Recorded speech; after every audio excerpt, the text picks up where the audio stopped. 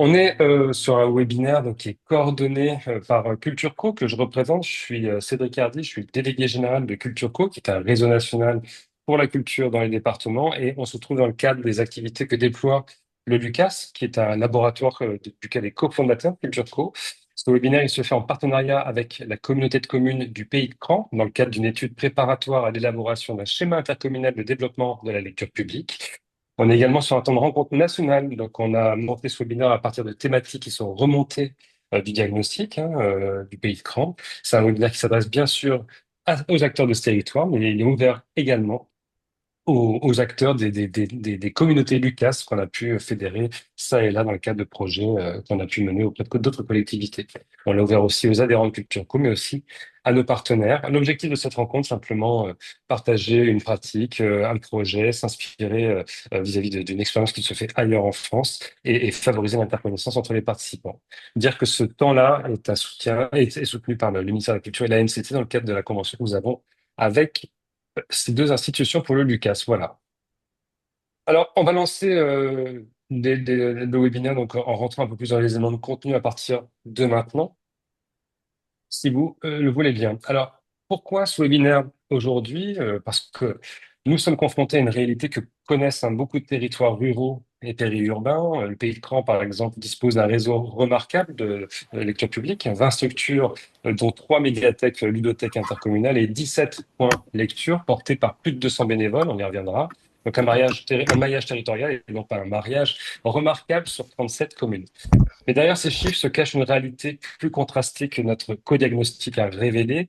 On observe une forme d'essoufflement progressif, à la fois des référents bénévoles relativement fatigués, parfois découragés par la charge que représente l'animation d'un service public, une fréquentation en baisse dans certaines structures et enfin un décalage parfois entre les attentes des bénévoles et les exigences de service public et surtout une question centrale finalement, comment assurer la pérennité d'un réseau tel que celui-ci quand les ressources humaines professionnelles sont limitées.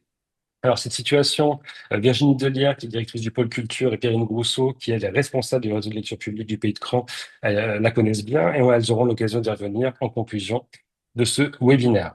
Alors, ce que vit le Pays de Cran, c'est pas une situation isolée. Partout en France, en fait, on a des réseaux qui sont peu ou prou soumis aux mêmes contingences. Et du coup, qui s'interroge comment sur le fait de comment passer du modèle traditionnel de bénévole, on va dire gestionnaire, qui ouvre, qui accueille, qui fait des prêts, vers des formes plus diversifiées de participation citoyenne. Cette question, elle s'inscrit aussi dans une transformation plus large des politiques culturelles territoriales. On assiste à une évolution des attentes des habitants qui ne veulent plus seulement être usagers, mais aussi contributeurs. Et des équipes culturelles, des médiathèques en particulier, qui questionnent leur propre évolution vers des modalités de lieux hybrides, de tiers-lieux, voire d'espaces de transmission, voire de création collaborative. Alors, cette évolution, elle répond aussi aux enjeux contemporains de ce qu'on appelle dans notre secteur les droits culturels. Comment permettre à chaque habitant d'être acteur de la vie culturelle de son territoire? Comment valoriser les savoirs et les savoir-faire de chacun? Ou encore comment transformer les équipements publics en véritables communs?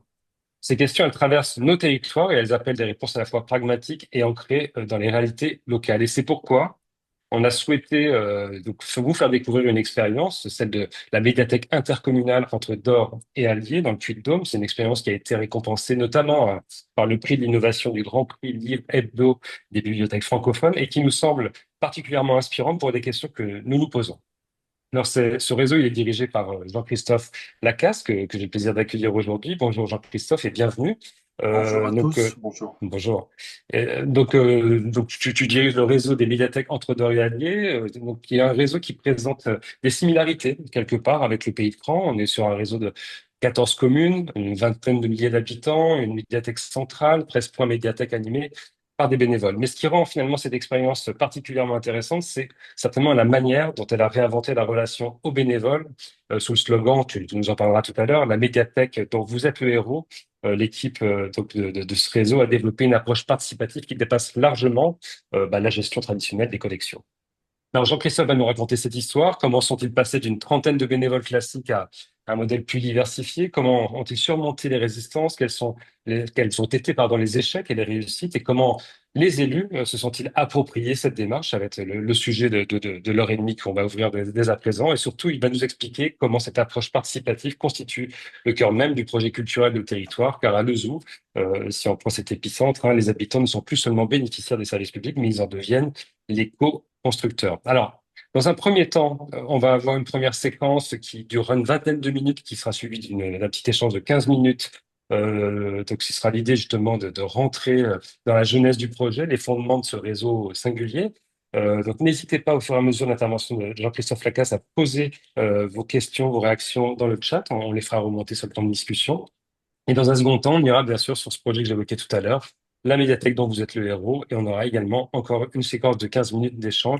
Et on clôturera en fin de webinaire par la prise de parole des représentantes de la communauté de communes du Pays de Cran, et je les cite, Edith Ragaru, la vice-présidente culture de la communauté de communes du Pays de Cran, Virginie Zolière, directrice du pôle culture, et Perrine Brousseau, responsable et coordinatrice du réseau de lecture public. Voilà. Alors, sans plus attendre, je vais maintenant céder la parole à notre intervenant, Jean-Christophe Lacasse. Et Jean-Christophe, je vais te passer la parole. Je me permets de te tutoyer en public puisqu'on a décidé de te tutoyer dans le cadre de la préparation de ce webinaire. Merci d'être avec nous déjà, de nous partager de ton temps. Et je te propose de commencer par, si tu en es d'accord, nous présenter ton territoire et le réseau de lecture publique entre Dor et Allier. Bonjour à tous et à toutes. Merci de me donner la parole. Alors une petite présentation du territoire rapide, hein. On est un peu plus petit, hein, que votre territoire, 20 000 habitants, Cédric l'a dit, 14 communes. Particularité de territoire, voilà, on est entre Clermont-Ferrand et Thiers, pour ceux qui connaissent le Puy-de-Dôme. Clermont-Ferrand, capitale régionale, et Thiers, capitale du couteau.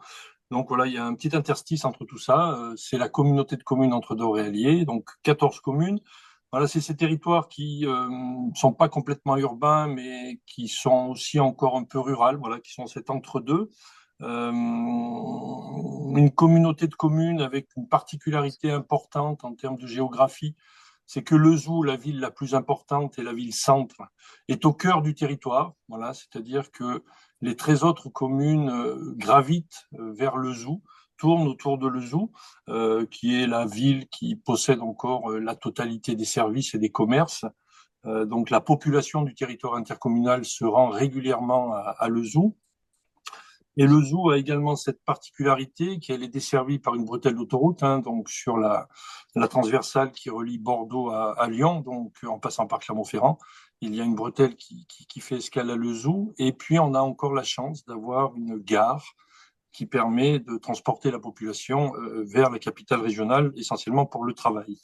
Ce territoire intercommunal, euh, quelques particularités, hein, pour vous le situer un peu mieux lors du lancement du projet. Les élus ont décidé en 2010-2011, après avoir travaillé sur ces questions de désenclavement à la fois géographique et économique du territoire, de s'intéresser en fait à ce qui faisait le quotidien des gens. Après cette, on va dire cette réussite économique, hein, on a un parc d'activités plutôt intéressant à l'entrée de la ville de Lezoux. Ben, les questions attenantes sont arrivées assez rapidement. Voilà, les gens sont venus travailler, les gens ont voulu habiter. Donc, on a construit, bien évidemment, sur le territoire. Et la question culturelle, la question sociale arrive de fait derrière, c'est-à-dire qu'est-ce que l'on propose à cette population qui est venue s'installer sur le territoire en termes de services. Donc, les élus ont rapidement fait le diagnostic en termes de développement culturel et d'action culturelle. Le territoire était relativement vierge. Peu d'activités, pas de cinéma, pas de salle de spectacle, pas de programmation culturelle intercommunale. La seule présence de la culture manifeste, c'était un embryon de réseau de lecture publique. Comme vous le savez tous, hein, la médiathèque départementale, en l'occurrence du Puy-de-Dôme pour nous, a fait en sorte que la lecture publique puisse arriver jusque dans les plus petites communes. Donc il y avait cet existant, mais un existant qui ne travaillait pas ensemble, un existant qui ne partageait pas ses collections, un existant qui n'avait pas de politique d'animation. Et en fait, j'ai toujours en mémoire le chiffre du départ du programme où on avait 3,81% de la population qui fréquentait le réseau de lecture publique. Donc ça, en fait, c'était un peu le constat à l'arrivée. Donc les élus se sont interrogés, ont voté, ont inscrit, ont fait une première inscription de crédit pour lancer une étude sur la construction d'un équipement culturel. Donc COPIL, hein, chose plutôt classique comme vous le savez tous, l'État représenté par la DRAC, le département et la région se sont réunis avec les élus communautaires et ont fait une interrogation du territoire que moi j'estime maintenant très très juste et très très pertinente. C'est-à-dire qu'ils ne se sont pas contentés d'analyser les besoins et les manques de leur territoire, mais ils ont eu alors, la prétention peut-être, je ne sais pas, mais de poser le regard au-delà des limites administratives pour voir effectivement ce qu'il y avait au pourtour aussi du territoire de la communauté de communes, pour essayer de définir ce que pourrait être cet équipement culturel qu'ils avaient envie de construire sur leur territoire. Ce diagnostic supracommunautaire réalisé, il y a eu une décision que j'estime aussi toujours très très importante et que on voit peut-être maintenant de plus en plus, mais qu'en 2012 on voyait très très peu. Les élus, en partenariat avec les financeurs, ont décidé deux choses qui ont marqué, il me semble, vraiment un point de départ dans la construction du projet et surtout sur ce qu'il est devenu. C'est-à-dire, ils se sont dit, OK, élus, on a pris la décision. Financeurs, vous nous avez dit que vous allez nous accompagner. On va recruter des bibliothécaires, ils vont faire le travail technique, mais finalement, est-ce que ça ne serait pas intéressant de questionner ceux qui vont utiliser le bâtiment? D'où la première résidence de design de service, je pense, qui a été mise en place dans le cadre de la construction d'un équipement culturel. Donc, résidence de design de service, on y reviendra peut-être un petit peu tout à l'heure dans le cadre des échanges hein, pour vous préciser davantage de quoi il s'agit. Donc, qui a été piloté par une structure associative qui s'appelle la 27e région. Et pour faire très très simple, donc elle est venue en immersion sur le territoire intercommunal pour rencontrer les habitants et surtout pour poser la question de l'arrivée d'un équipement culturel sur le territoire directement aux usagers. Qu'est-ce que ça allait générer, qu'est-ce que ça allait procurer, qu'est-ce que ça signifiait pour eux, est-ce qu'ils avaient envie de s'y investir, est-ce qu'ils avaient envie de participer, est-ce que ça allait perturber leur fonctionnement de déplacement habituel. Donc voilà, de poser en fait directement aux usagers l'arrivée d'un équipement culturel sur le territoire. Donc ça a été la première volonté des élus, donc d'interroger les habitants. Et la seconde a été aussi, alors peut-être que le projet a bénéficié d'un peu de chance, hein, mais ils se sont dit, il nous faut un agent qui accompagne le projet du début jusqu'à son ouverture. Donc ils ont lancé un recrutement et a été recruté un chef de projet, en l'occurrence là j'ai eu la chance que ça soit moi, pour accompagner le programme de l'EZOU. Mais ces deux éléments sont très importants pour comprendre comment l'EZOU en fait a fait son chemin pour deux raisons. La première, c'est cette résidence de dizaines de services qui a questionné les habitants, qui a questionné les futurs utilisateurs du lieu, a posé en fait les principes d'une démarche participative et contributive de la part de la population. Dès l'origine du projet, on va y revenir, on va parler des bénévoles, hein, mais dès l'origine du projet, les élus ont souhaité que les habitants puissent parler, s'investir, contribuer. Et cette méthode de travail-là a inspiré toute la suite du projet. Donc, il y a eu la résidence de la 27e région.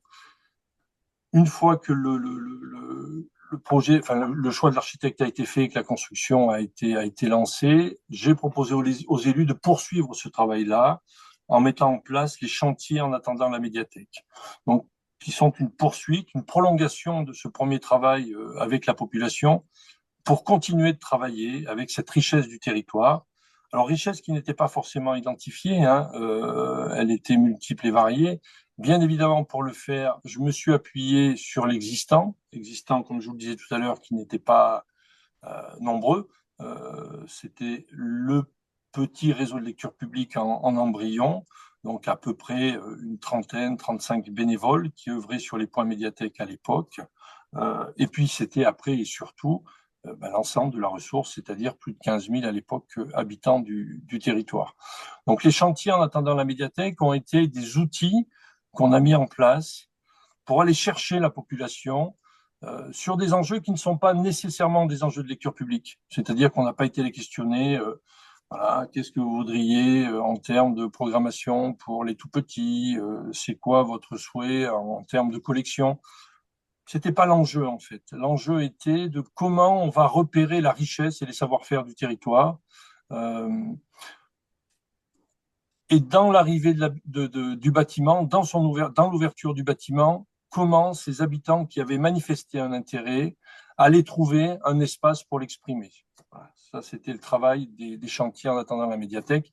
Et ce travail-là, qui fait suite à la résidence de la 27e région, a encore, tout de suite encore, bien évidemment, des prolongements. Cédric a parlé tout à l'heure de la médiathèque dont vous êtes le héros, qui est un prolongement naturel de cette façon qu'on a eu de travailler avec la population. Et le deuxième volet, je reviens là-dessus, c'est ce souhait des élus d'avoir embauché quelqu'un très très tôt dans le projet. C'est l'occasion de travailler là aussi très en amont avec la matière dont on disposait, hein, et je repense là aux bénévoles qui effectivement depuis de très nombreuses années géraient les points médiathèques comme ils le pouvaient, avec les moyens et les outils dont ils disposaient, mais qui avaient été les premiers qui finalement avaient ouvert la lecture publique sur les petites communes.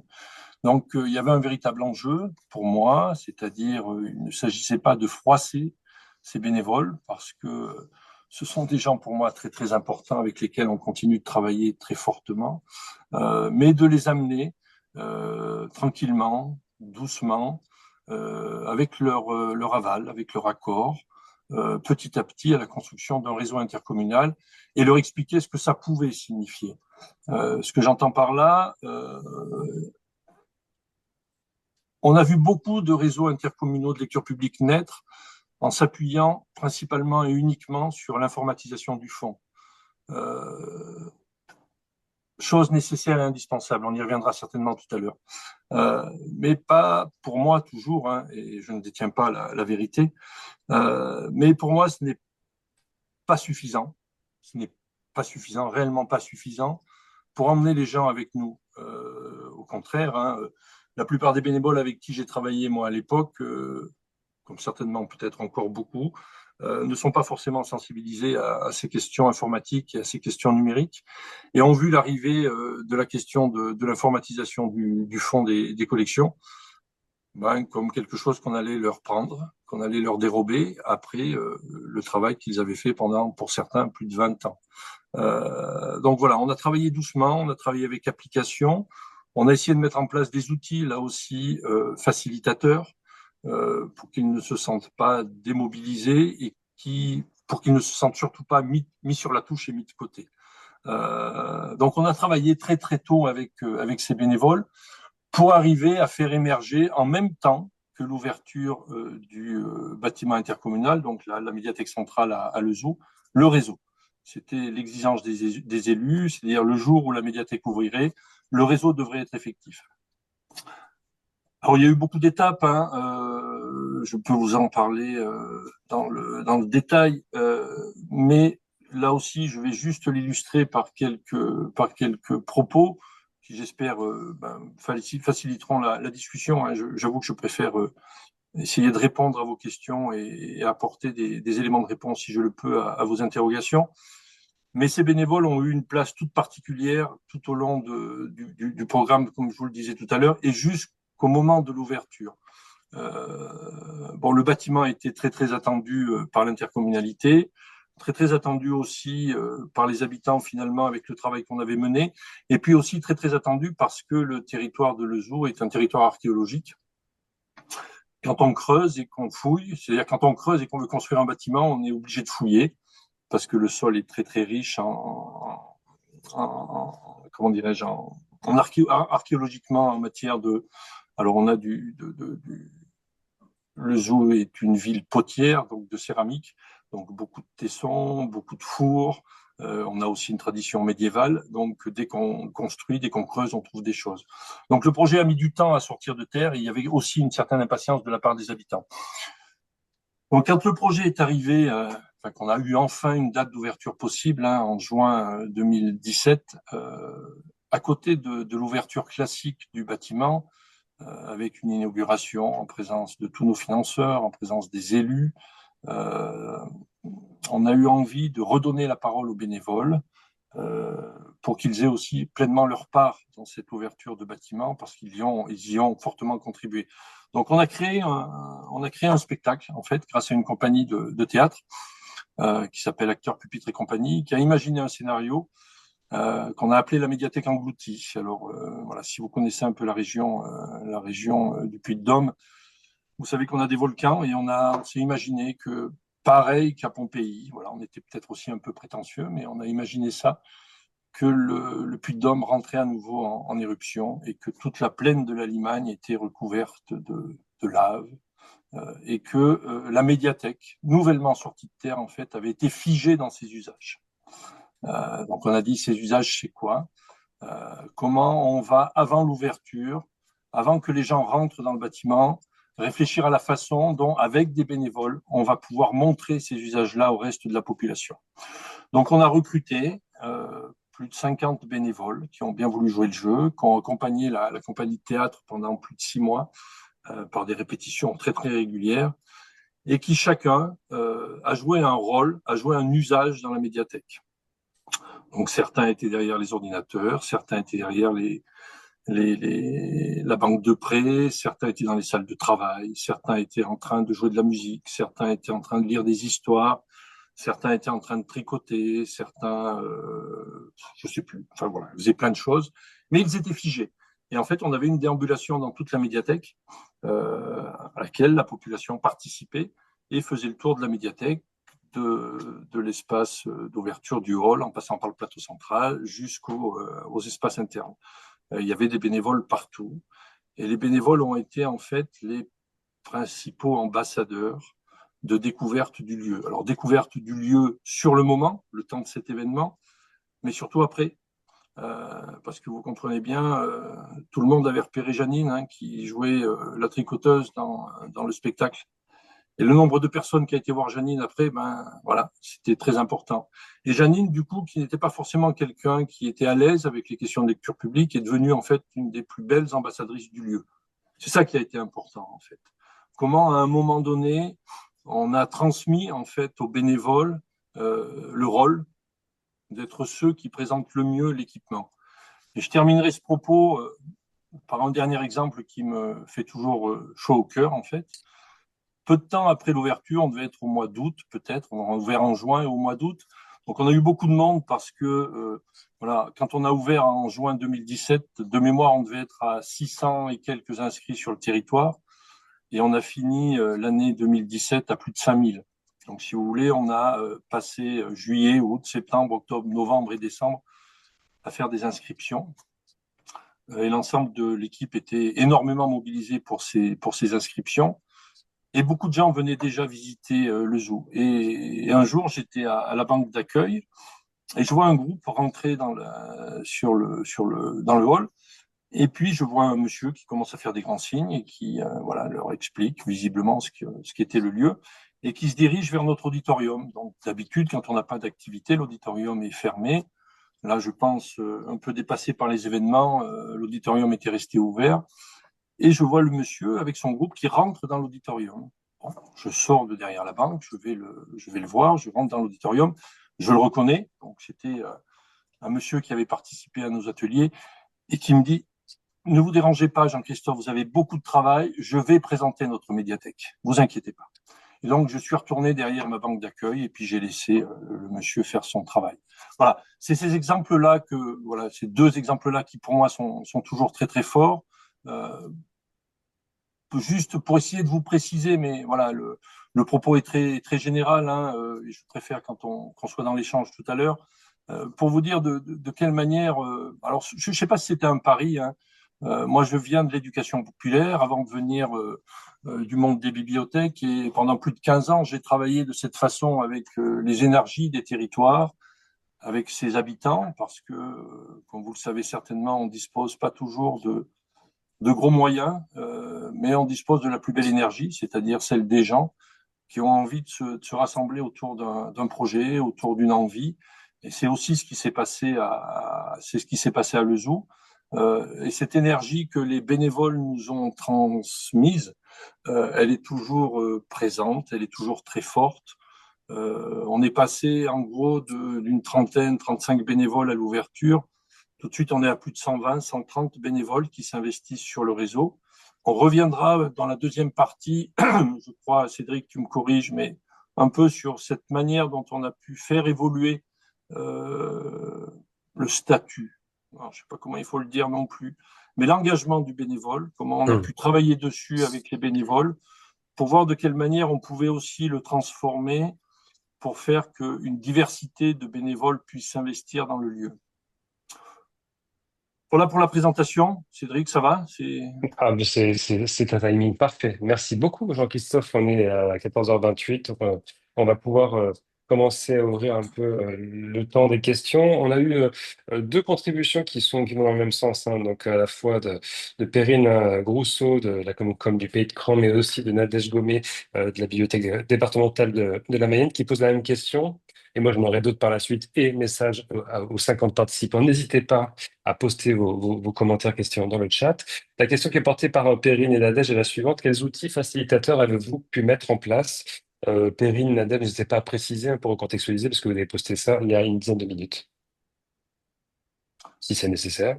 Sinon, on laisse Jean-Christophe répondre. Perrine? Oui, alors du coup, nous, c'était plutôt... Enfin, vous m'entendez? C'est bon? Oui, oui, Oui. très bien. Ouais, ok, super. C'était puisque était évoqué le travail sur la notion de réseau intercommunal l'idée c'était de dire qu'il n'y avait pas que l'informatisation et que justement là où d'habitude c'était un petit peu le point de convergence et que des outils facilitateurs avaient été mis en place pour que les bénévoles, si j'ai bien suivi, s'investissent d'une autre manière.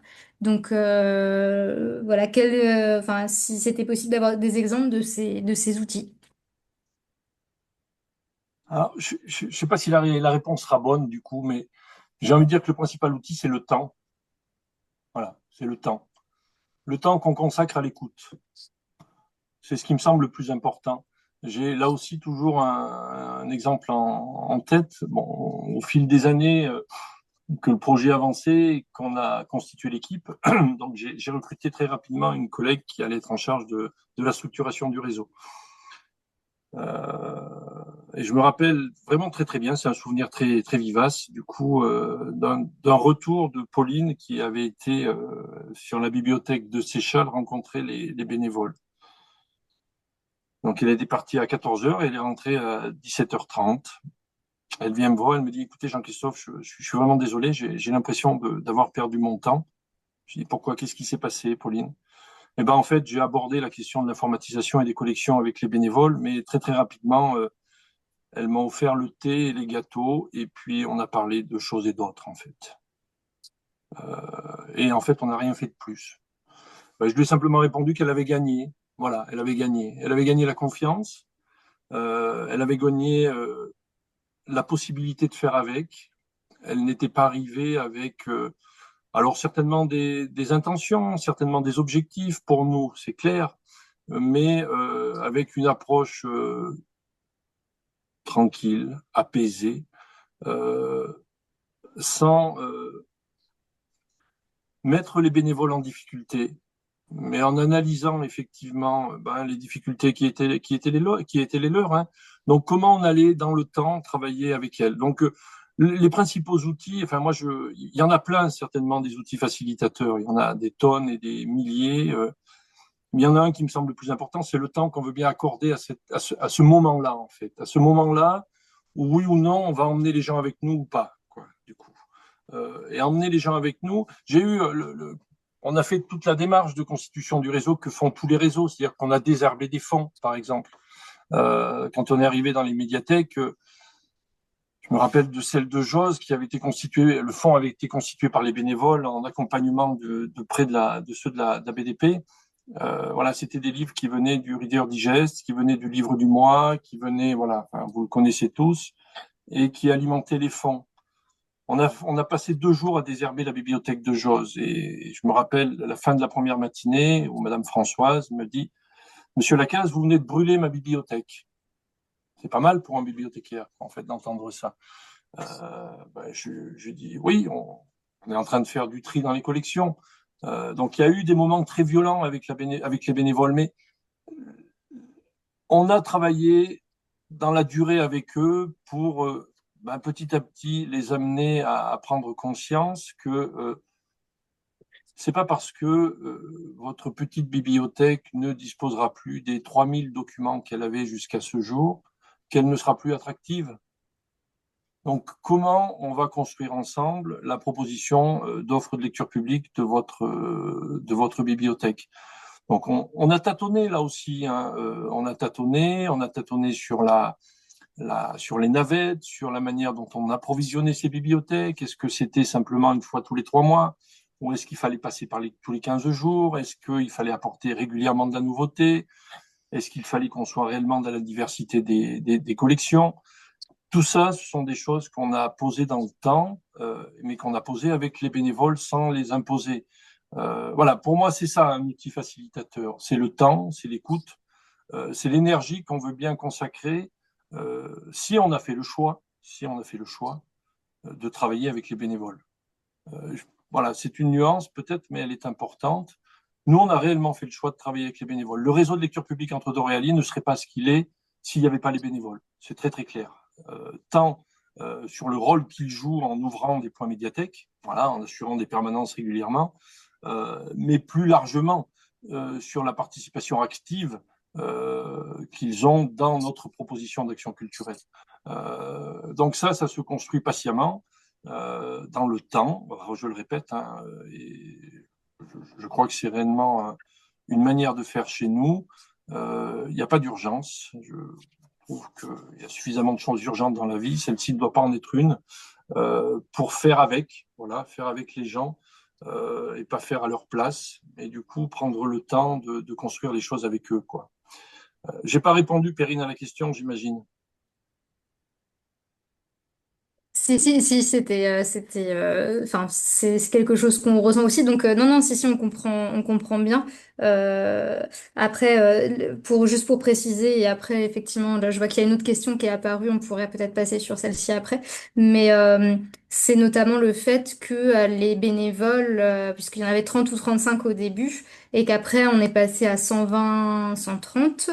Que c'était aussi des conditions qui avaient été élaborées un peu, euh, même s'il y a une marge de manœuvre, mais disons que le fonctionnement, c'est un peu travaillé au fur et à mesure. Donc peut-être qu'il y a eu plus de difficultés avec les bénévoles d'origine, si je peux dire ça comme ça, qui avaient déjà une habitude de fonctionnement, comparativement à ceux qui ont rejoint le réseau par la suite et qui, du coup, il y avait déjà quelque chose d'un peu instauré sur ce côté participatif. Et peut-être une autre question, mais qu'on pourra évoquer plus tard, c'est euh, justement quand on a déjà un système déjà en place, avec une habitude de fonctionnement entre un réseau et qui est ce qu'il est. Comment faire bouger, mais je pense que ce sera la même question, comment faire bouger les lignes pour que justement ces choses évoluent et peut-être que, encore une fois, ça va être le temps et les échanges, mais peut-être après, je ne sais pas si vous avez eu d'autres occasions et peut-être, oui, d'autres outils pour travailler sur ces échanges-là, en fait. Hum. Pardon.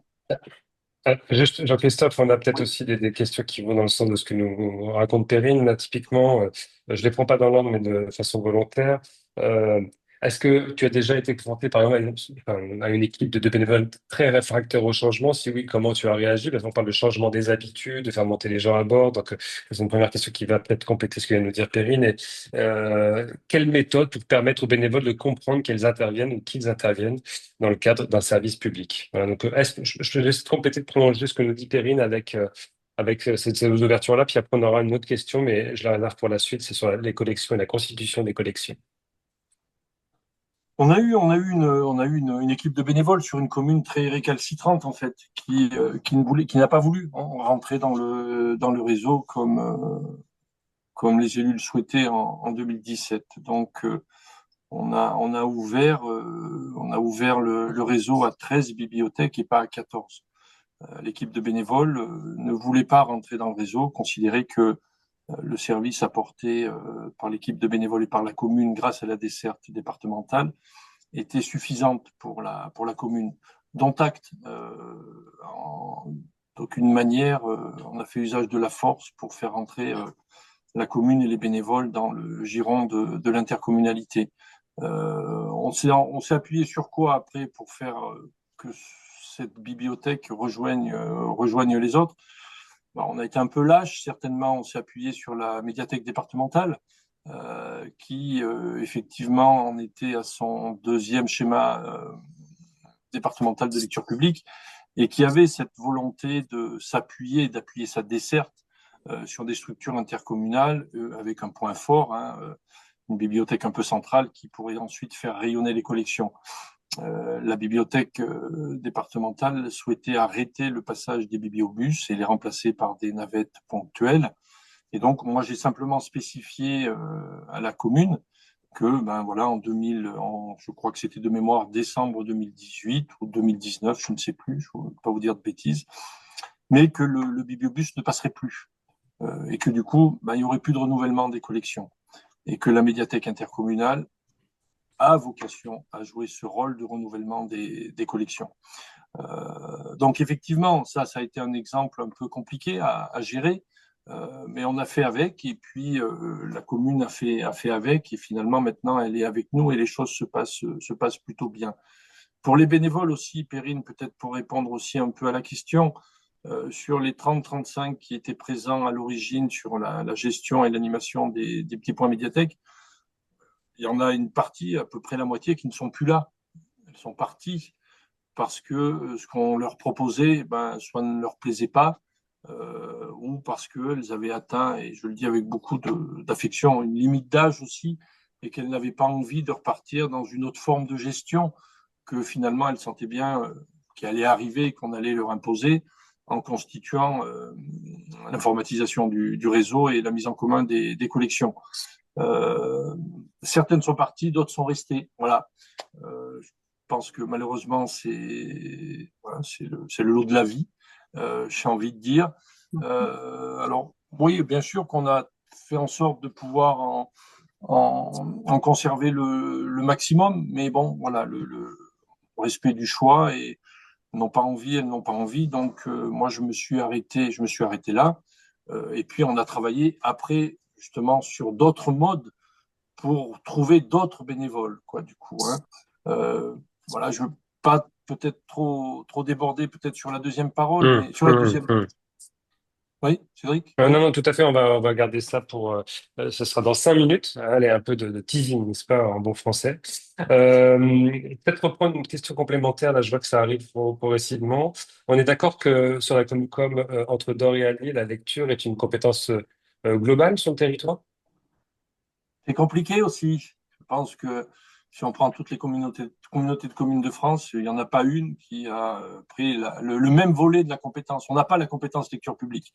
Sur les statuts, on a la compétence, je crois qu'elle est formulée ainsi de mémoire, création d'un bâtiment intercommunal de lecture publique et gestion d'un réseau de points médiathèques. Je crois que c'est formulé comme ça, en fait. Ok.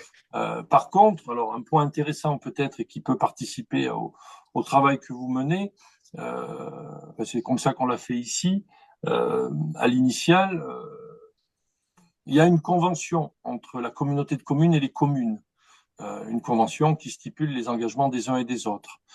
Cette première convention, dans le cadre de la mise en place du réseau, a été rédigée avec les bénévoles. Voilà. Il y a eu ce temps-là qui a été très fort, où les bénévoles ont fait part de leurs attentes, de leurs souhaits, de choses qu'elles voulaient, de choses qu'elles ne voulaient pas. Et ça a été des éléments qu'on a pris en compte pour rédiger la première convention qui a été signée donc, par les 14 communes avec la communauté de communes, en précisant là pour le coup quelles sont les compétences des uns et des autres, même si la compétence lecture publique n'est pas prise en totalité, Mhm. justement. Les communes ont gardé la gestion bâtimentaire et la communauté de communes a a pris en charge la gestion des collections.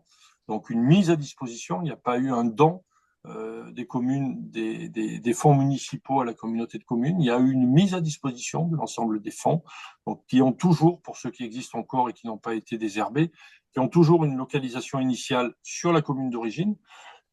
Et si jamais la commune quitte la communauté de communes s'est engagée à leur rendre ce fonds documentaire, par exemple. Donc la communauté de communes a pris la gestion documentaire, a pris la gestion animation, a pris la gestion recrutement des bénévoles, la formation des bénévoles, l'acquisition du mobilier, par exemple. Les choses ont été clairement partagées, du moins je l'espère, mais ce partage initial, avant que le document final passe entre les fourches codines du conseil communautaire, a pris le temps d'être vu, d'être pensé, d'être écrit avec les bénévoles. Voilà. Et ça a été un temps aussi important. Merci Jean-Christophe. Je pose encore une question parce qu'il faut qu'on enchaîne sur la deuxième séquence. Si jamais elle est liée à la deuxième séquence, cette question, n'hésite pas à me le dire, on la gardera sous le coude. Où sont les professionnels? Uniquement dans la médiathèque principale? Vont-ils dans les petites bibliothèques et sont-ils considérés comme décisionnaires ou est-ce vraiment horizontal? Première question. Et la deuxième question, pour passer sur la suite, ce sera une convention commune, une communauté de communes distincte d'une charte des bénévoles. Est-ce bien le cas? Alors, point d'interrogation.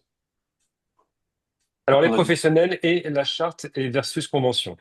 Alors, les bénévoles gèrent les 13 autres points médiathèques. Il n'y a pas de professionnel qui gère les autres bibliothèques du réseau. Tout le personnel est intercommunal.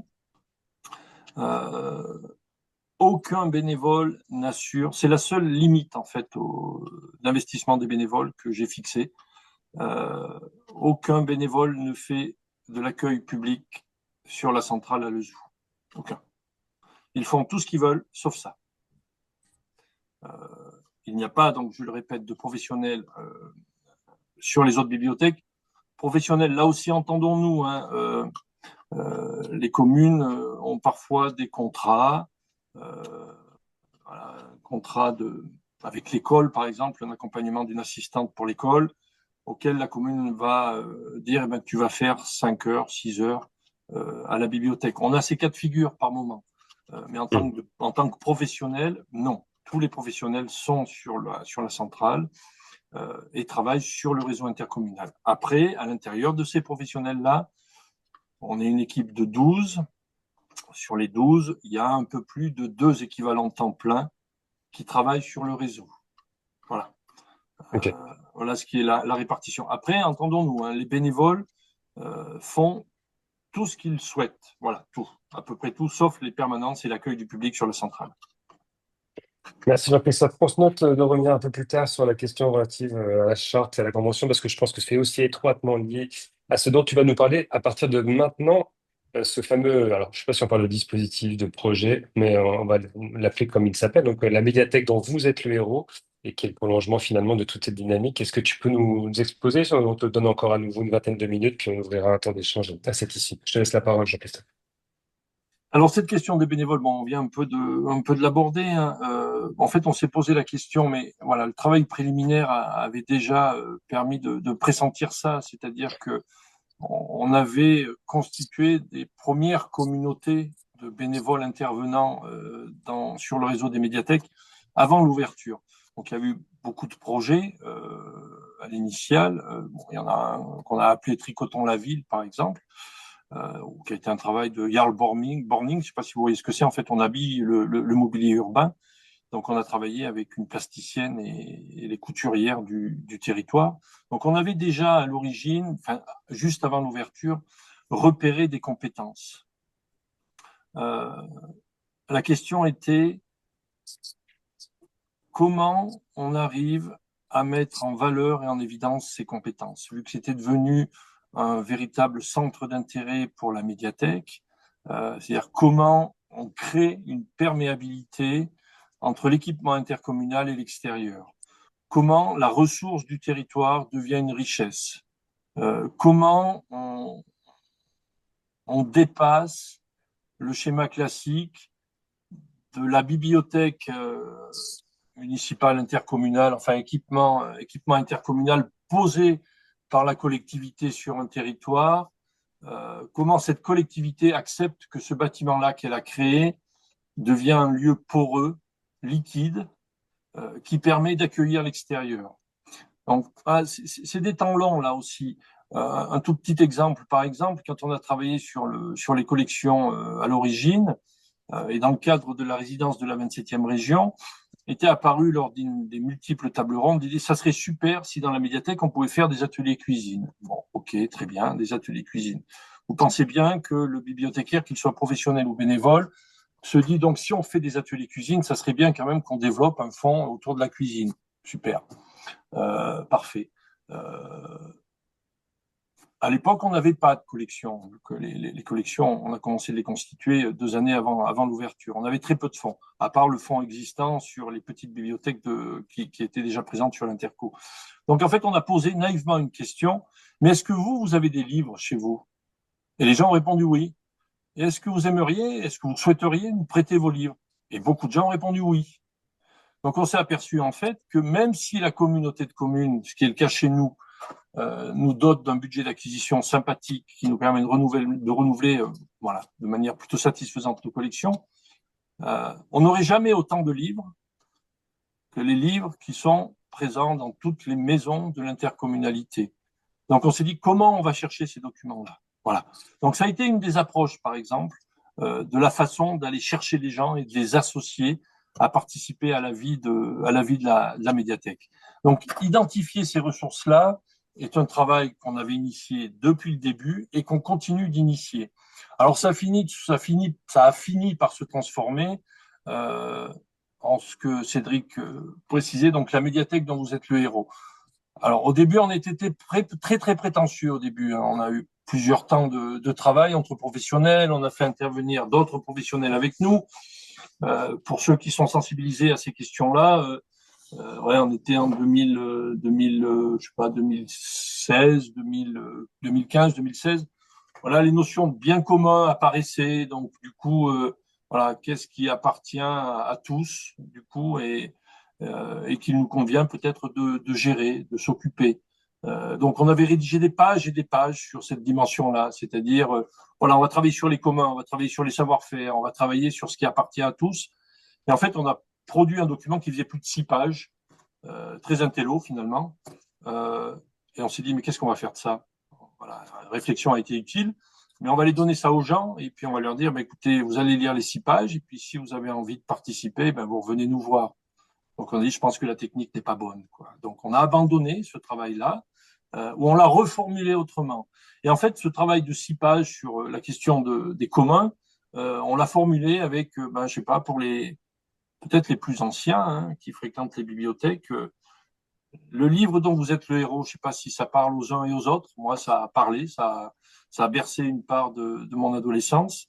Eh ben voilà, le livre dont vous êtes le héros, ben là, c'est la médiathèque dont vous êtes le héros. Voilà, ça vient de là, tout simplement. C'est-à-dire comment, à un moment donné, on devient acteur du lieu qu'on utilise. Et on a formulé ça à travers une petite fiche toute simple que vous trouvez sur le portail du réseau. Hein. Voilà, je m'appelle Jacques. J'ai une passion pour les couteaux et je vous propose de mettre en place des ateliers d'affûtage de couteaux dans la médiathèque. Voilà, c'est tout simple. Les gens remplissent la feuille, s'identifient et puis on reprend contact avec eux. On reviendra sur le processus si vous le souhaitez après. Et ça a été voilà, c'est ce travail-là qui s'est concrétisé finalement très rapidement dès fin 2017, dès 2018. On est arrivé à formaliser réellement la façon dont on souhaitait aller chercher d'autres bénévoles, d'autres types de contributions au sein du territoire. Alors, voilà, mon propos peut paraître un peu désorganisé par moment, mais on va revenir, du coup, si vous le souhaitez, sur ce qu'était la charte des bénévoles à l'origine et ce qu'elle est devenue.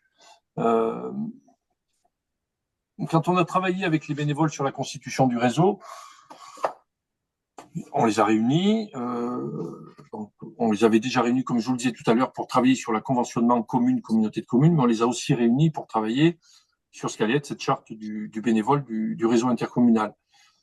Bon, on a discuté plusieurs séances de travail pour finalement aboutir à quelque chose de très classique à mes yeux et qu'on retrouve dans la majorité des réseaux de lecture publique, donc qui mentionne l'engagement du bénévole, avec prioritairement et quasi exclusivement comme axe de mission l'ouverture d'un point médiathèque, l'accueil du public, les prêts, les retours, les réservations éventuellement, soit auprès du réseau quand il y en a un, soit auprès de la médiathèque départementale de prêt. Je veux faire quelques animations peut-être. Et puis, voilà, un peu de statistiques que nous demande la médiathèque départementale de prêt en fin d'année. On est resté finalement sur quelque chose de très, très classique. Mais au fil des années, on a vu, voilà, par rapport au processus que j'ai essayé de vous décrire plus ou moins bien, que d'autres personnes avaient envie de s'investir au sein de ce réseau-là et n'avaient pas forcément envie de s'investir pour assurer une permanence dans le petit point médiathèque de Vinzel, de Cuya, de Péchadoire. C'était pas leur intérêt. Par contre, ils avaient envie de donner leur temps au sein du réseau en apportant une compétence, en apportant un savoir-faire qu'ils avaient envie de partager, qu'ils avaient envie de transmettre. Donc, de la charte du bénévole, on est passé à la charte du contributeur. Alors, qui est une charte un peu plus large, un peu plus vaste, qui reprend effectivement un engagement, un investissement du bénévole tel que je vous l'ai décrit précédemment sur une charte classique de bénévole. Donc, moi, j'ai envie de m'investir parce que je veux assurer les permanences sur ma commune, etc., etc., etc. Et ben moi, Florian, je suis pas bibliothécaire, j'ai pas envie de devenir bénévole pour la bibliothèque de Vinzel, mais par contre, je suis un fan de la cuisine japonaise et j'aimerais bien vous partager mon savoir-faire et mes passions, quoi, du coup.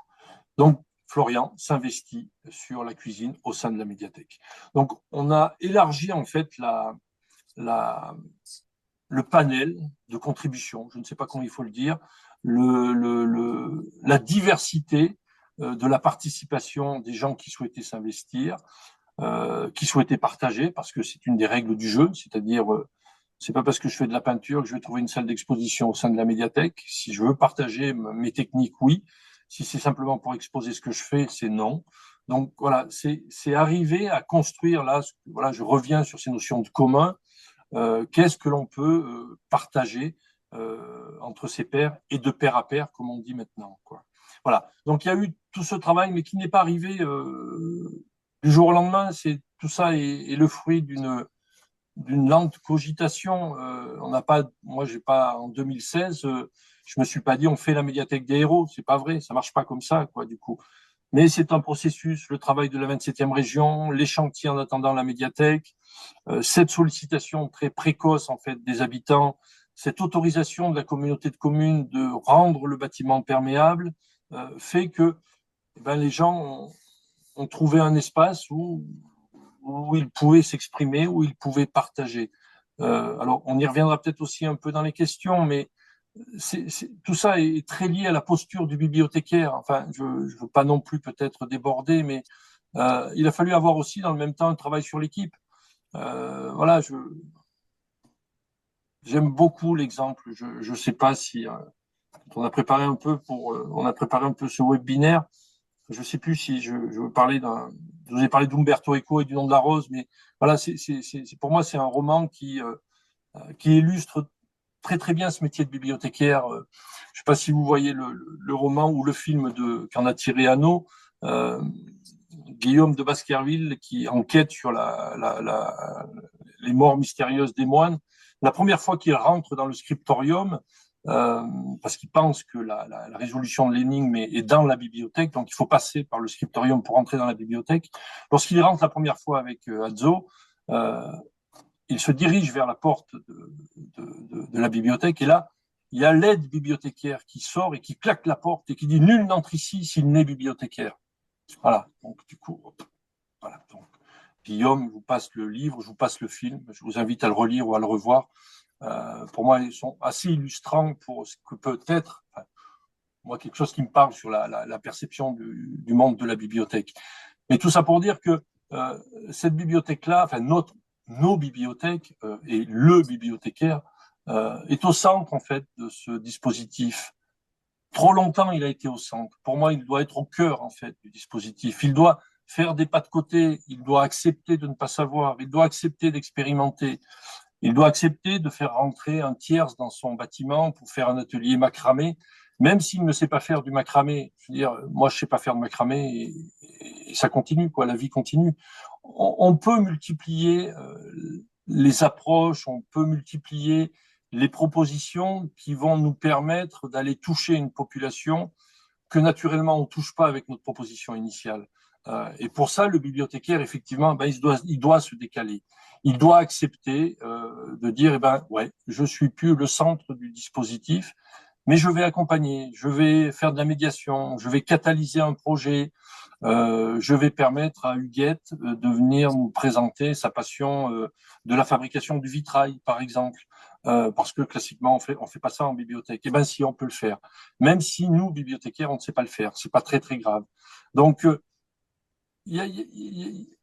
quand vous parlez de la perméabilité du bâtiment entre l'intérieur et l'extérieur, entre la ressource du territoire, ses habitants et les élus communautaires, c'est la même chose en fait au niveau des habitants et des bibliothécaires. C'est-à-dire que, voilà, je crois qu'il y avait une question tout à l'heure, Cédric, tu l'as relayée sur l'horizontalité en fait. L'horizontalité, elle est, je l'espère, et c'est dans ce sens-là que moi j'essaie de mener mon travail, euh, elle est effective entre les agents salariés et les bénévoles, mais elle est aussi effective entre les salariés et les bénévoles qui interviennent, les contributeurs qui interviennent. Il n'y a pas de hiérarchie par rapport à ça. Il y a une simple volonté de mettre à disposition un espace pour un partage de compétences et de savoir-faire. Alors, ça peut paraître compliqué. Je pense que, voilà, peut nous arriver, on peut avoir des soucis, on peut avoir des... Mais on a tellement de réussite, en fait. Je pense que ce qui nuit à ça, c'est le fait que l'on n'ose pas, tout simplement, qu'on n'ose pas expérimenter ou que la tutelle nous ait pas donné l'autorisation d'expérimenter, de prototyper, d'essayer. Mais quand vous voyez, enfin, je ne sais pas comment c'est, je ne connais pas très peu la Mayenne et je m'en excuse, mais moi je vais sur le marché de Lezoux tous les samedis matins et ça m'est arrivé de choper des conversations entre des usagers et un des élus de la commune. Et quand vous avez l'usager qui dit au maire, ah ben hier j'étais à la bibliothèque, c'était super, j'ai fait un affûtage de couteau. Tu dis la partie est gagnée en fait. La partie est complètement gagnée parce que c'est pas moi qui fais la promotion du lieu à l'élu, c'est l'habitant qui en fait la promotion. Alors effectivement, par le biais de l'affûtage de couteaux, certes, c'est pas à travers les collections, on est bien d'accord là-dessus. Mais je suis à peu près persuadé que sur les 6 personnes qui ont participé à l'atelier d'affûtage de couteaux, il y en a 3 qui sont rentrées dans le bâtiment après pour aller voir de quoi était fait le lieu. Et ces 3 personnes qui spontanément ne seraient certainement pas rentrées dans la médiathèque, mais ils sont rentrés par une entrée un petit peu différente. Et le pas de côté vaut le coup en ce sens-là. Je pense qu'il vaut le coup, mais effectivement, c'est un travail sur soi, c'est un travail sur la collectivité, et c'est un travail avec les bénévoles. Moi, j'étais un peu long, Cédric, je suis désolé. Mais toujours aussi parfait, non, Christophe, absolument pas. Tu avais même encore 5 minutes si tu le souhaitais pour continuer, mais ce que je te propose, c'est de te faire réagir avec des questions, puisqu'il y en a dans le chat. Pour le coup, question, alors je ne les prends pas dans l'ordre hein, pour information sur ceux qui suivent le chat, donc ne vous inquiétez pas, je lis tout. Il y a une question sur le rapport aux élus que je voudrais bien aller chercher, hein, qui est la suivante, et moi j'en remettrai une couche, c'est comment faire comprendre aux élus qu'aligner un réseau de 200 bénévoles nécessite du temps dédié et suffisamment de temps pour le faire. Et puis quelque part, moi j'ai envie de relier notre question, je m'étais noté finalement comment finalement on invite les élus, comment on arrive à les convaincre en fait de sortir du modèle traditionnel d'implication des habitants dans un réseau de lecture publique, à savoir le bénévolat, ouverture, fermeture, etc., à quelque chose de beaucoup plus contributif ou vis-à-vis de la posture que tu expliques, c'est-à-dire d'implication des habitants dans la co-gestion entre guillemets d'un réseau de lecture publique. Voilà. Donc la question à la fois du temps à mettre pour animer ces réseaux de bénévoles et aussi la posture de l'élu vis-à-vis de ce changement de paradigme.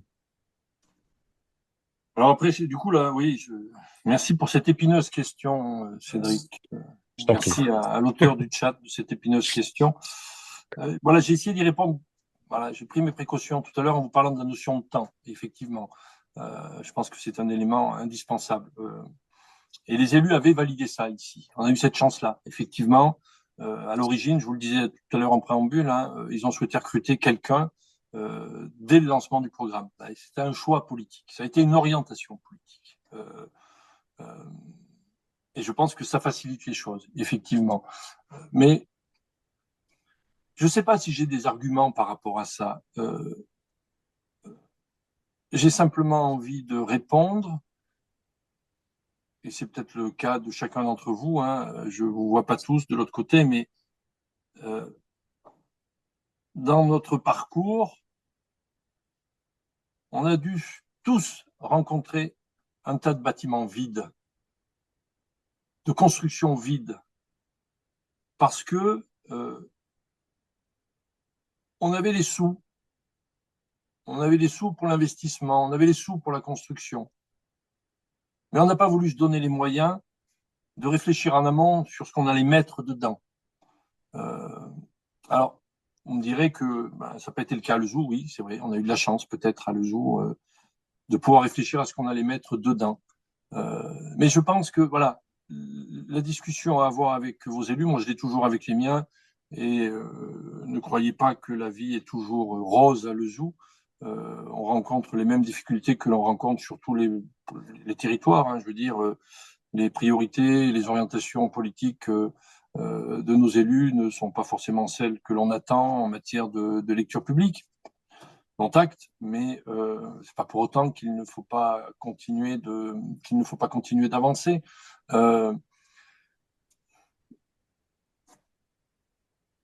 Si la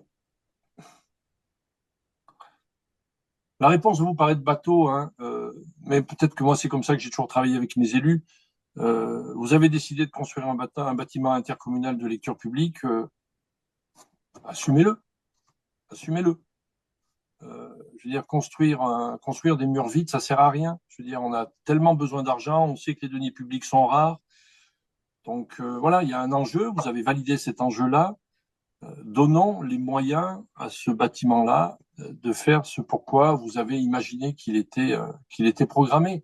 Donc moi, c'est des discours que j'ai encore avec mes élus sur la finalité qu'il qu'il faut peut-être rediscuter en permanence avec eux, qu'ils souhaitent donner à ce lieu-là.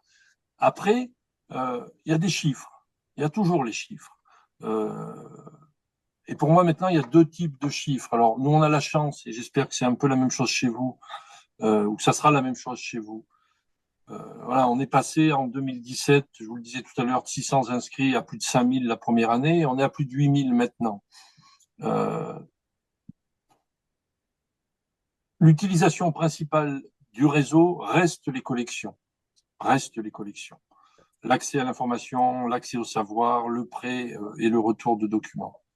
Ça représente à peu près, voilà, sur les chiffrages qu'on arrive à faire, à peu près 60% de notre activité. Donc, il y en a 40 autres pourcents qui sont consacrés à autre chose. Et quand on analyse un peu notre action culturelle, on s'aperçoit avec le temps qu'on a une population qui vient pour l'action culturelle, qui ne vient pas pour les collections. Voilà, c'est comme ça.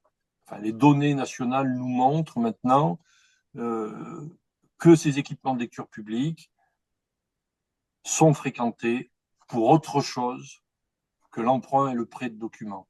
Alors, je ne sais plus les chiffres en tête, hein, mais de mémoire, je crois que les études indiquaient que, je crois qu'on était en 2010 peut-être, je ne sais plus, je vous dirai des bêtises sur les dates, je les ai plus en tête, mais la proportion de la population qui fréquente les lieux de lecture publique en termes d'usage, le prêt et l'emprunt et le retour de documents n'est plus le cœur de l'activité de ces équipements-là. Les gens viennent pour faire autre chose dans nos lieux. Alors, ils viennent bien évidemment pour chercher du livre, ça continue d'être une activité forte, mais ils viennent pour y faire autre chose. Alors, cette autre chose, il est multiple et varié, hein, et on peut en discuter longtemps. Je connais mal, je vous dis, la géographie de votre territoire, mais moi, le territoire rural dans lequel, rural, semi-rural, semi-urbain, comme je vous le disais tout à l'heure, sur lequel je travaille, a été touché par la disparition des services publics. Je veux dire, on avait on avait des permanences Pôle emploi, on n'en a plus. On avait des permanences CAF, on n'en a plus. On avait un trésor public, on n'en a plus. Est-ce que vous pensez que les gens n'avaient plus besoin de ces services-là? Non. Pas parce qu'on les a fermés que les gens n'avaient plus besoin. Donc où est-ce qu'ils sont allés? À la bibliothèque. Voilà. Pourquoi ils sont venus à la bibliothèque? Non pas parce qu'il y avait une bibliothèque dédiée à la lecture publique, hein, mais parce qu'il y avait des ordinateurs et puis il y avait des agents, il y avait des gens. Alors les agents n'étaient pas forcément compétents pour répondre à toutes leurs préoccupations. Mais là aussi, on revient sur la question de la posture de l'agent. Euh, Soit l'agent dit, eh ben non, ça, je sais pas faire, je ne fais pas. Soit l'agent se met dans une posture d'écoute et se dit, ben écoutez, c'est un peu compliqué pour nous, on n'a jamais fait ça, mais promis, on va chercher. Quoi. Voilà. Et le lieu, ben, il est métamorphosé par ça, parce que les gens, ils viennent pour d'autres choses, quoi. Et on recrée ce que l'on appelle, voilà, alors c'est des lieux communs, hein, mais on retravaille les notions de vivre ensemble, on retravaille les notions de partage, on retravaille les notions de lieu de vie, on retravaille tout ça, en fait, qui certainement, bon, ben voilà, enfin, vous le vivez tous aussi, j'imagine, ben, sont en train de disparaître. Donc, comment on fait pour remettre tout ça en mouvement? Donc ça, oui, ce sont des messages que moi j'ai portés auprès de mes élus régulièrement.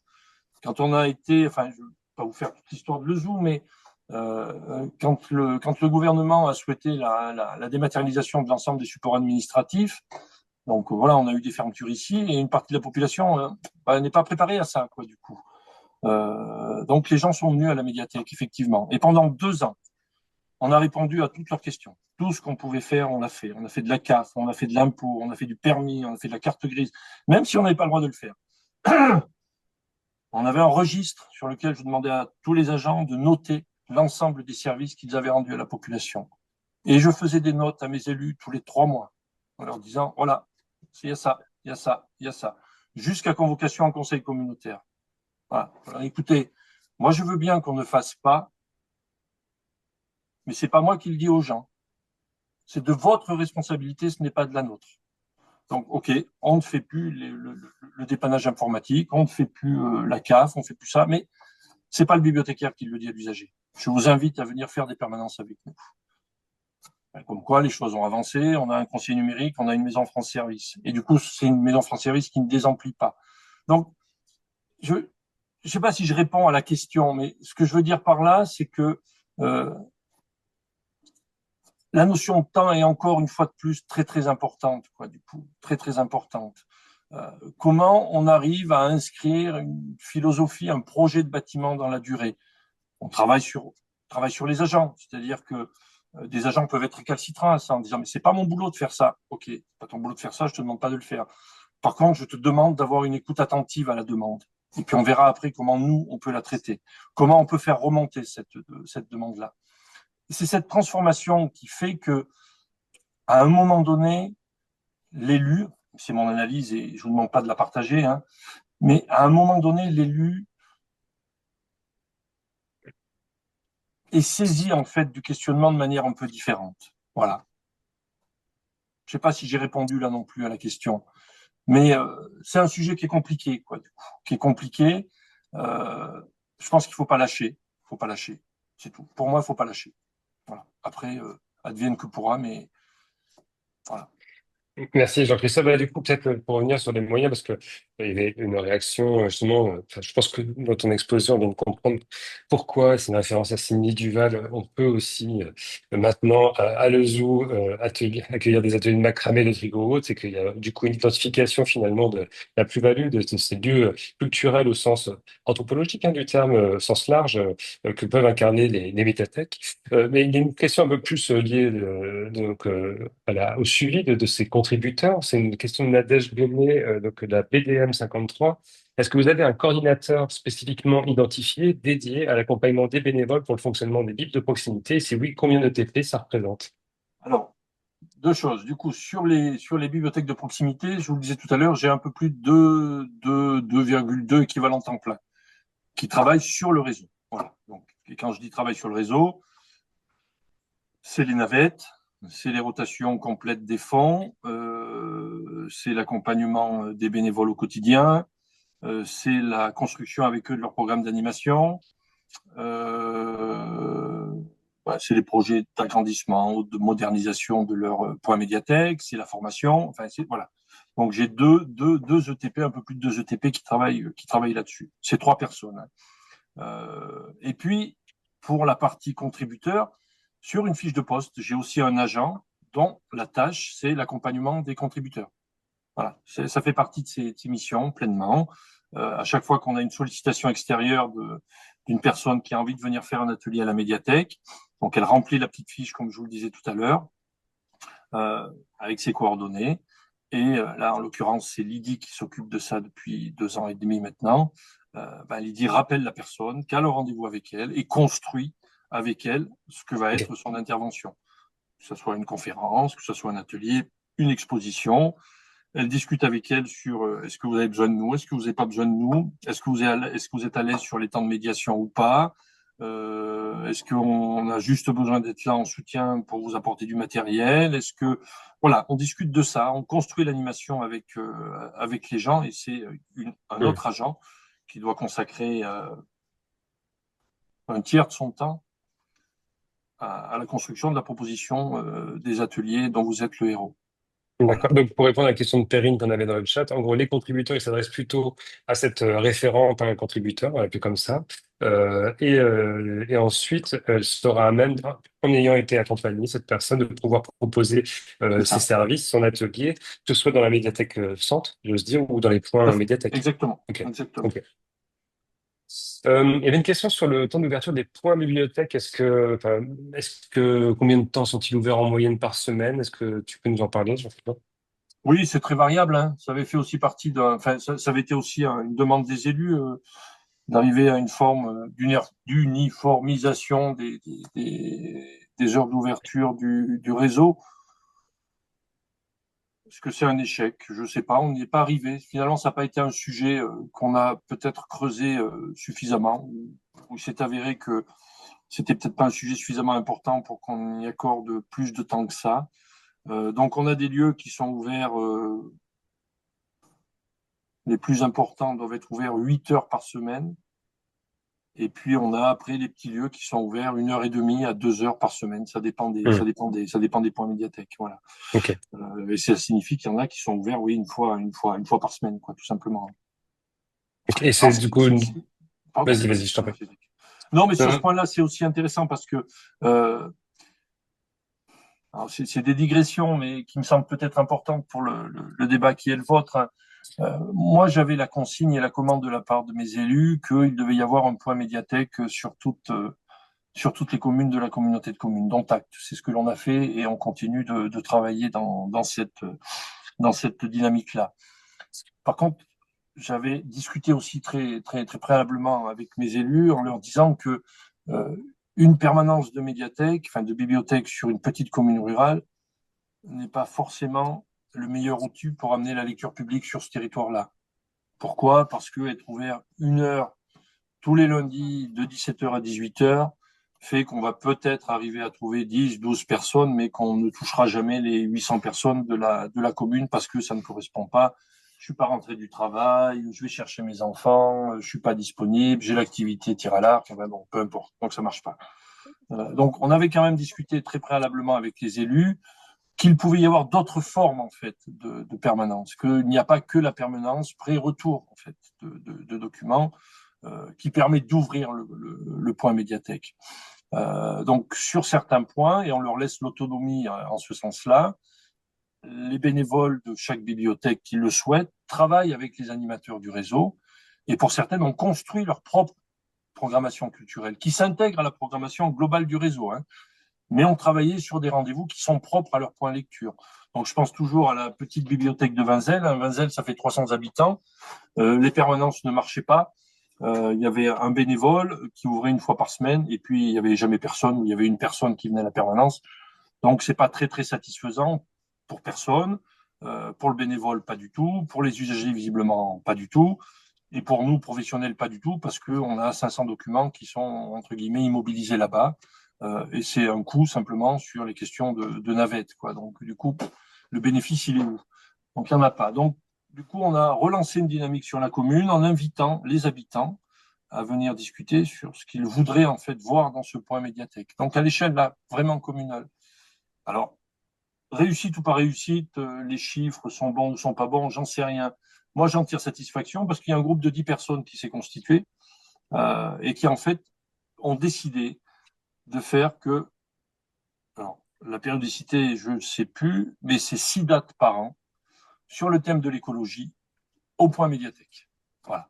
Donc, elles ont décidé de faire ça, et du coup, c'est plus le bénévole, c'est un groupe de 10. Ça va déjà beaucoup mieux. Donc, il y a des conférences, on a fait des petites séances de projection au cinéma, on a fait des ateliers Grénothèque, enfin voilà, on a imaginé une diversité de supports avec eux.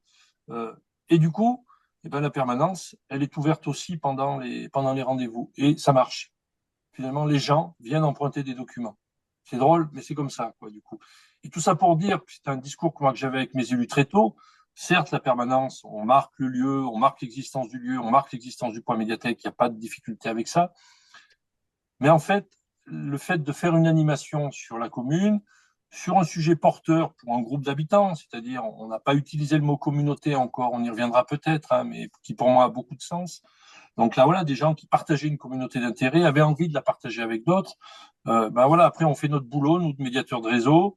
On vient avec nos caisses de livres sur, j'en sais rien, moi, les grénothèques, l'écologie, le potager, enfin, voilà. Et ben finalement, on a des emprunts à la sortie de chaque animation, quoi, du coup. Donc, il y a aussi manière de sortir du schéma classique de fonctionnement d'un point médiathèque en construisant avec les bénévoles une action culturelle particulière, qui n'est pas celle générale du réseau, mais qui ressort là aussi d'une dimension infra, en fait, qui est celle de la commune, qu'il convient de ne pas oublier, quoi, du coup. Et ça fonctionne, ça fonctionne. Maintenant, on a 2 lieux qui fonctionnent comme ça. C'est plutôt sympathique. Alors, Jean-Christophe, il nous reste 2 minutes avant de rendre la parole au Pays de Cran. Je vais prendre arbitrairement deux questions. Une question très rapide, technique. Donc, je ne sais pas qui la pose, je ne peux pas citer le nom. C'est les ouvertures des points lecture sont-ils décidées par les bénévoles selon leur disponibilité ou bien par l'équipe centrale? Dans l'exemple que tu viens de nous donner, on a vu que c'était plutôt lié à une émanation d'une volonté d'habitants locaux sur voilà. Comment ça se C'est les passe? bénévoles, c'est les bénévoles. Les bénévoles. Alors OK. après, voilà, s'ils nous disent on veut modifier notre ouverture de point médiathèque, oui, ils vont aller voir Jordan et on dit on va en discuter.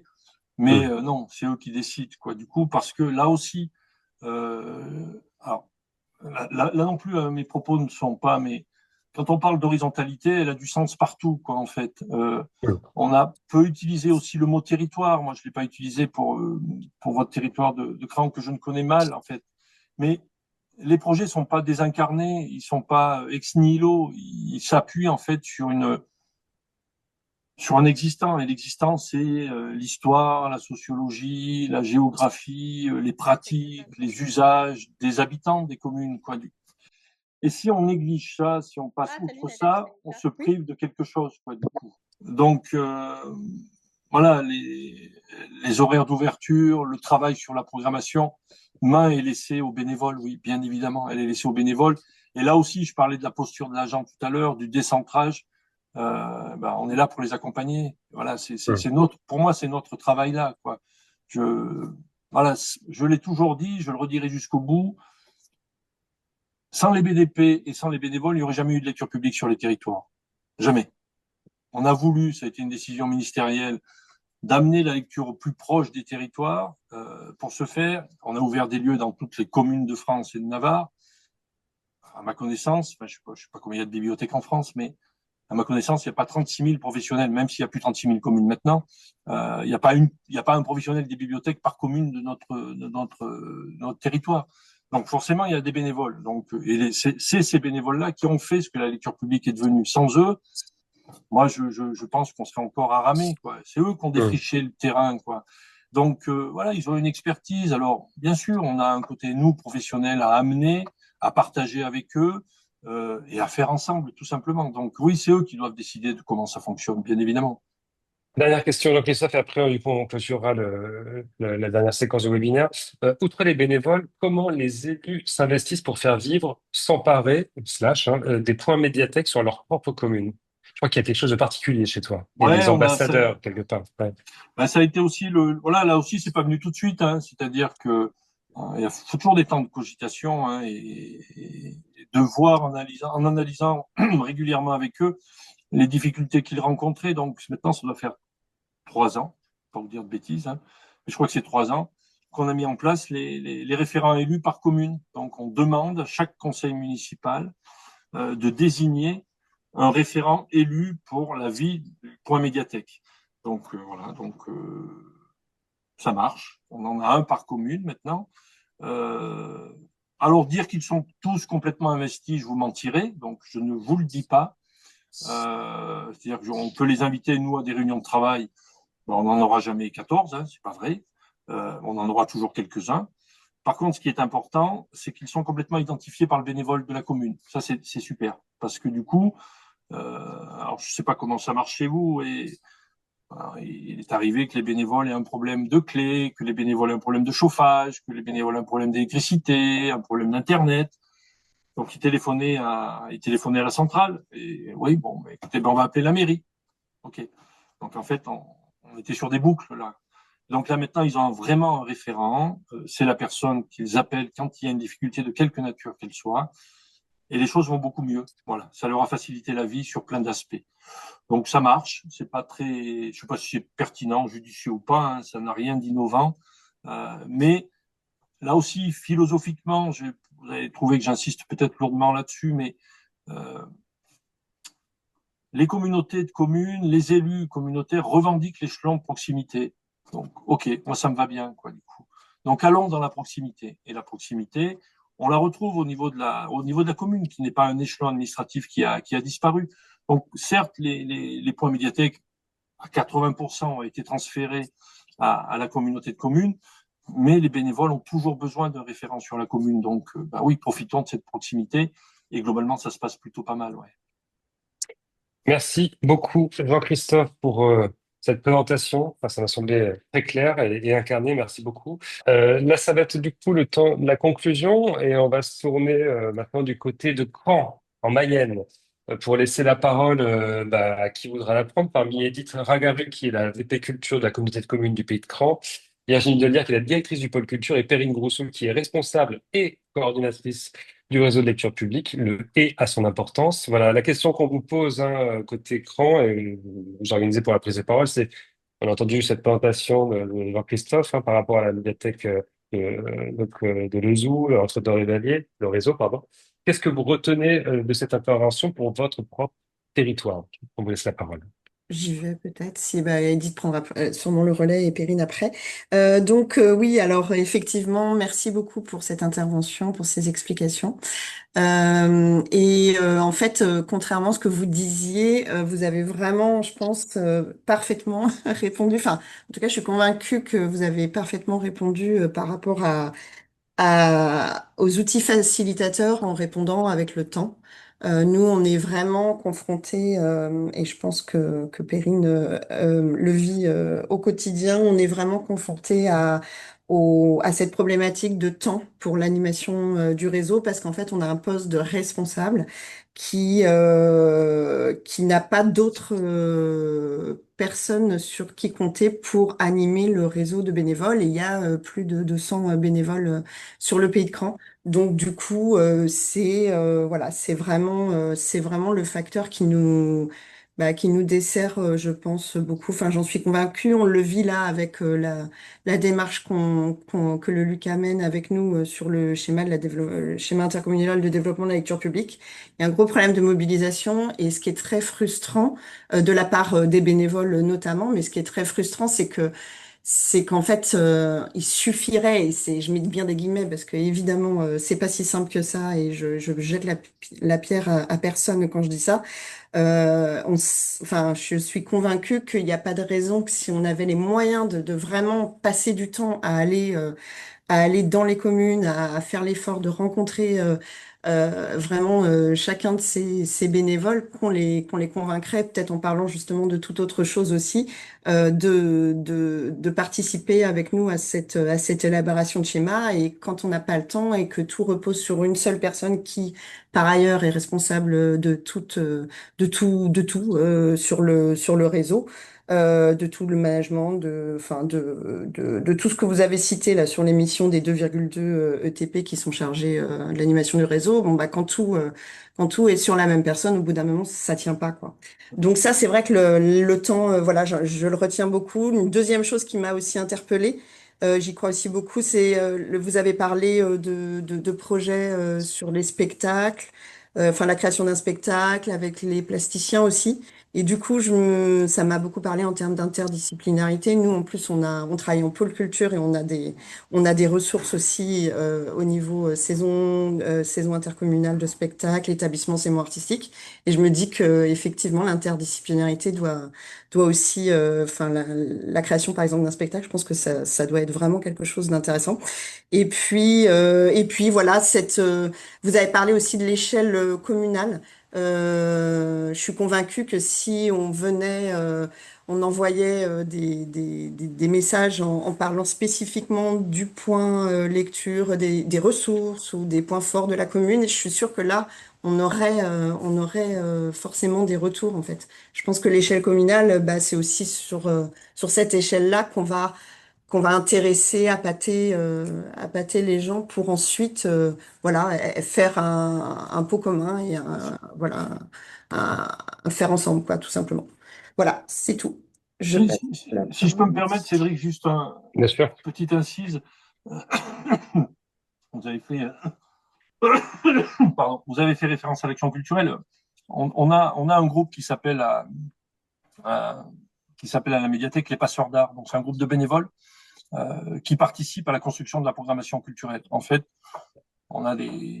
elles construisent un mois ou 2 mois de notre programmation culturelle de l'année. Voilà. D'accord, ok. C'est un groupe qui se réunit régulièrement, qui décide, ben, je sais pas, on va travailler sur le Japon, voilà. Donc en fait, la collègue en charge de l'action culturelle les réunit régulièrement. On finance leur aller à des spectacles. Voilà, on leur paye le déplacement, on leur paye l'entrée au spectacle.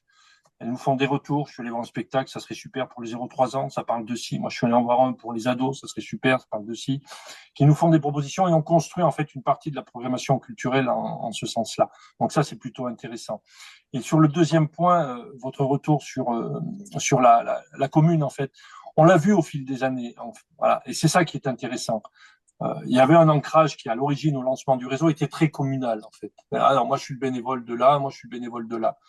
Le travail qui a été fait que euh, les bénévoles sont devenus des bénévoles du réseau. Voilà, Mm. ça c'est clair. On l'a vu la transformation au fil des années. Quoi. Même s'ils restent attachés à leur point médiathèque, c'est-à-dire je vais travailler sur les rendez-vous que je vais faire sur la commune de Jose, ok, il y a ça, il n'y a pas de souci. Mais ce qui se passe à Jose se passe sur l'échelle de l'intercommunalité. Ça c'est voilà. Et ça a été une avancée. Il a fallu du temps, mais on y est arrivé. Quoi. Même si les bénévoles restent sur leur lieu pour certains, ils participent à une programmation qui est à l'échelle intercommunale et ça, c'est une vraie satisfaction. Par contre. Voilà. Pardon, excusez-moi. Non, non, mais parfait. Merci Jean-Christophe. Peut-être redonner la parole soit Madame Ragaru, soit Perrine Brousseau, en complément de la prise de parole de Virginie. Bah, je prends la parole si c'est possible. Bien sûr. Voilà, ça c'était très très intéressant, merci beaucoup. Euh, Votre territoire en fait ressemble un peu de notre petit territoire, le premier comité de communes. En fait, c'est ça ce qui, chez nous, c'est assez compliqué, que la lecture publique a commencé avec le comité de communes du pays du Cranais, où j'ai lu récemment l'historique. En fait, ça a commencé en 2001, la réflexion pour faire un réseau lecture publique qui aboutit à 2007. Voilà, c'est le deuxième mandature. Et par contre, ça marchait quand même pas si mal, mais ça n'avait que de 11 communes. Et après la fusion de 3 comités de communes, on a élargi, en fait, on a élargi la compétence et les autres territoires, les 2 autres territoires qui ont à peu près même poids que, en fait, les 3 à peu près même poids au niveau nombre d'habitants, etc. Les d'autres, ils n'ont pas eu le réseau, ils ont eu que des bibliothèques communales ou associatives. Et on a intégré en fait ce réseau, dans ce réseau-là. Et ce moment-là, je pense qu'on a oublié vraiment le travail, comme le monsieur a expliqué, vraiment avec des bénévoles, avec des communes. En fait, on a intégré voilà, bah, vous intégrez parce que ça, on élargit la compétence. Et en fait, en ce moment, comme j'ai dit, maintenant, il faut absolument attraper un peu le temps perdu. En fait, cet échange avec les communes et avec les bénévoles pour trouver de quelque chose qui répond à des questionnements d'aujourd'hui. Parce que bon, maintenant, il faut. Effectivement, je suis bien d'accord avec des élargissements, des différents animations différents, un peu vers le tiers-lieu. On a fait des visites dans d'autres bibliothèques aussi. C'est très, très intéressant. Par contre, au niveau de professionnels et le nombre de professionnels, malheureusement, en fait, comme on a raté le train il y a 10 ans, quand il y avait, oui, quand il y avait l'élargissement, on n'a pas suffisamment augmenté le temps professionnel. Ça, c'était une erreur. Je pense qu'on sait aujourd'hui, mais financièrement, aujourd'hui, ça sera très, très compliqué. On peut-être essayer, mais ça sera très, très compliqué rattraper parce qu'on connaît qu'aujourd'hui, au niveau de financement, c'est de plus en plus compliqué. Voilà. Et peut-être il faut trouver d'autres solutions, être très compétitive ou pas compétitive, créative, pardon, très créative pour trouver d'autres solutions de fonctionnement pour, pour faire fonctionner si grands réseaux, parce que quand même, c'est un très grand réseau. Voilà. Merci Madame Ragaro pour votre réaction. Il nous reste une minute. Peut-être Perrine Rousseau, est-ce que Perrine, tu veux dire un mot avant qu'on clôture ce webinaire? Oui, bien sûr. Bah déjà, merci beaucoup pour cette présentation. Moi, j'avais eu un petit avant-goût lors de notre préparation, mais il y a plein de choses encore qui ont été dites. Moi, ce que je retiens, c'est vraiment le côté d'une réflexion et d'un sondage de l'ensemble des acteurs avant toute action, en fait, parce qu'on voit que c'est souvent quelque chose qui, je pense qu'on a travaillé avec les bénévoles et maintenant ils sont dans cette idée-là de mieux comprendre et d'aller vers les habitants. Mais il y a encore beaucoup de choses où on fait avant de savoir si c'est quelque chose qui peut être attendu ou souhaité par les habitants, les usagers, ce qui forcément peut créer de grosses frustrations du côté des bénévoles qui s'investissent beaucoup. Et en termes de retour sur investissement, pour employer un vocabulaire pas très joli, c'est pas à la hauteur. Et ils s'investissent beaucoup en fait. C'est vraiment important pour voilà un résultat qui est pas toujours au rendez-vous. Donc vraiment cette idée de se dire, on va d'abord, donc là il y a eu effectivement ce projet où vous avez pu travailler en amont de la construction du réseau en tant que tel, donc forcément ça a pu aider, mais même de manière globale de pas de prendre le temps comme on a dit à de nombreuses reprises et de pas se précipiter en fait et de se dire effectivement qu'il faut vraiment échanger avec les gens avant de mettre en place des animations ou même une programmation spécifique et au-delà de ça, s'il s'agit de faire évoluer le réseau. J'ai également retenu l'idée de la notion de partage pour le réseau et non de prestation, puisque ça a été évoqué à un moment donné de dire, bah voilà, un habitant qui souhaite juste, entre guillemets, afficher ou présenter ses tableaux et utiliser un lieu comme lieu d'exposition. Nous, ce qu'on fait à l'heure actuelle, et c'est vrai que j'avais jamais réfléchi à ça, où effectivement on va nous solliciter, on va se dire super, c'est une sollicitation d'habitants, mais où ça, on en reste là. Et voilà, de ce qui était dit, c'était ben si c'est juste pour afficher, non. Si c'est pour voilà éventuellement afficher et proposer quelque chose d'autre à côté, oui, dans ces cas-là. Et cette notion de prestation et cette notion d'échange, elle peut paraître voilà un peu pas brutale, mais en tout cas de se dire de refuser comme ça peut-être une sollicitation ou la réorienter, on peut se dire bon bah non, déjà qu'on n'a pas beaucoup de monde, on va. Mais je la trouve aussi très intéressante et ça rejoint pour moi l'idée d'hospitalité sur lesquels c'est une notion, maintenant on évolue sur la notion d'accueil vers la notion d'hospitalité, et aussi de cette idée d'une population qui vient pour autre chose que les collections, ce qui est un changement assez radical, enfin en tout cas nous pour le réseau, je pense un peu à 360 degrés de se dire, et pour les bénévoles également, puisque c'est le premier prisme en fait, c'est les collections, il faut qu'il y ait des nouveautés, il faut qu'il y ait voilà, faut attirer le chaland en fait avec des choses qui brillent et qui sont nouvelles, etc. et de se dire, bah, effectivement, on passe par d'autres biais et au final, bah, ça paie plus trop, en fait, enfin, les collections.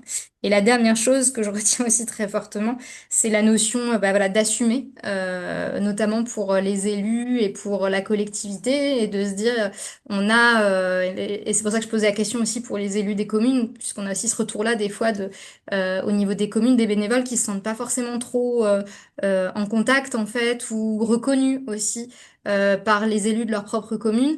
De se dire bah effectivement même si c'est une compétence de la communauté de communes, la bibliothèque elle est sur leur lieu en fait, enfin et quand elle est en péril ils vont réagir, mais il y a aussi en amont de tout ça de se dire vous avez un lieu de lecture publique, il faut qu'on l'assume ensemble en tout cas, et il y a une grosse part qui doit être aussi bon an mal an assurée par la commune.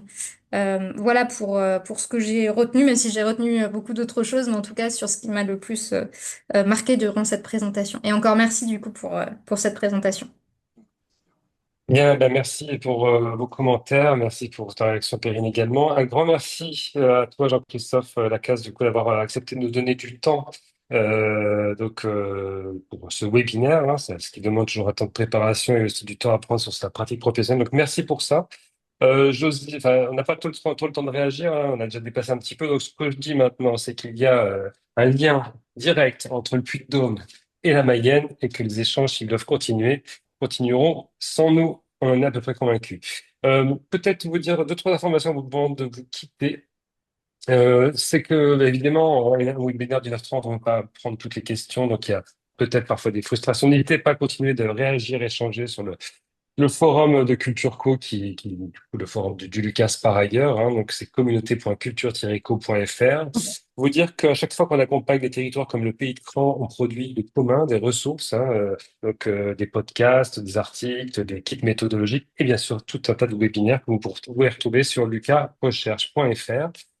Petit clin d'œil en même temps à Jean-Christophe, parce que tu interviens dans le cadre de cette formation que nous organisons donc à la fin de l'année, les bibliothèques au défi de l'hybridation et de la territorialisation.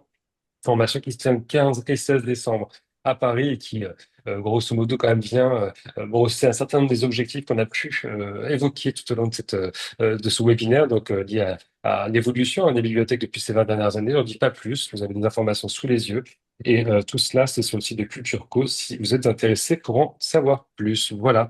Eh bien, on a fini ce webinaire. Vous le retrouverez en ligne dans les prochaines semaines, même prochains jours, sur lucasrecherche.fr. Un grand merci encore une fois à Jean-Christophe et à l'équipe du Pays de Cran. Et on vous dit à très bientôt pour un webinaire de Lucas. Au revoir.